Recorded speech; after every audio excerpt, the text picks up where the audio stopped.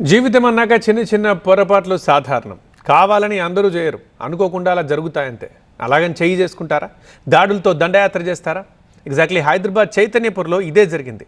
చిన్నపాటి పార్కింగ్ గొడవ చినికి చినికి గాలివానగా మారి ఓ ప్రాణాన్ని గాల్లో కలిపేసింది. చనిపోయింది ఇతనే.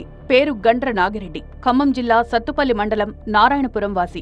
నాగిరెడ్డి ఫ్యామిలీ 13 ఏళ్ల క్రితం హైదరాబాద్ లో సెటిల్ అయింది. కొత్తపేట వైష్ణవి రుతిక అపార్ట్మెంట్లో నివాసముంటోంది.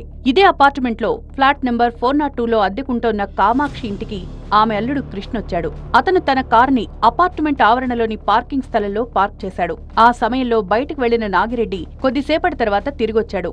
కృష్ణ ఎక్కడైతే కారు నిలిపాడో దాని వెనకాల తన కారు పార్క్ చేశాడు. రాజమండ్రి వెళ్లేందుకు కృష్ణ తన కారు దగ్గరికి వెళ్లాడు.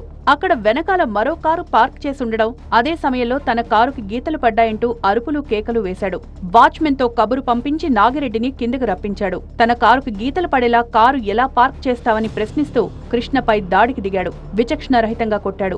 దీంతో చెవిలో రక్తం, నోటి నుంచి నురగ కక్కుతూ నాగిరెడ్డి కింద పడిపోయాడు. కంగారు పడ్డ కుటుంబ సభ్యులు ఆస్పత్రికి తరలించారు. అప్పటికే చనిపోయినట్లు వైద్యులు నిర్ధారించారు. మా ప్రెసిడెంట్ అయినటువంటి నాగిరెడ్డి గారికి షర్ట్ మీద బ్లడ్ మార్క్, చెవి దగ్గర బ్లడ్ మార్క్ ఉండడం చూసి ఆయనని ఎవరైతే ఇంకొక మనిషి ఉన్నాడో ఆ పోట్లాటలో ఇంకొక మనిషిని పట్టుకొని ఏంటయా నువ్వు అట్లెట్లా కొడతావా నువ్వు దేనికైనా అని నేను కొంచెం మాటలు అనబోతుంటే ఇంతలో చంద్రకాంత్ అని చెప్పి మా సెక్రటరీ గారు కూడా, అసోసియేషన్ సెక్రటరీ గారు కూడా రావడం జరిగింది.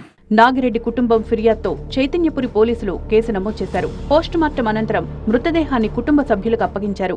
ఈ కారు ఎందుకు ఇంత దగ్గర పెట్టినామని చెప్పి ఆర్గ్యుమెంట్ జరిగింది. ఆర్గ్యుమెంట్ జరగడం వల్ల ఈ కృష్ణా జావాజీ అనే పర్సన్ డైరెక్ట్ అతన్ని నాగిరెడ్డిని కొట్టడం జరిగింది. చేతితోటి కొట్టితే కింద పట్టడం జరిగింది.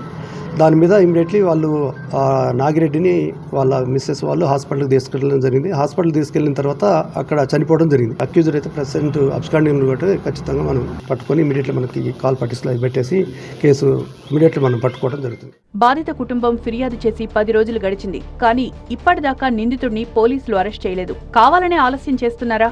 నిందితుడు ఎక్కడికైనా పారిపోయాడా? పోలీసుల తీరుపై అపార్ట్మెంట్ వాసులు అనుమానం వ్యక్తం చేస్తున్నారు. నిందితుడిని అరెస్టు చేసి బాధిత కుటుంబానికి న్యాయం చేయాలని కోరుతున్నారు.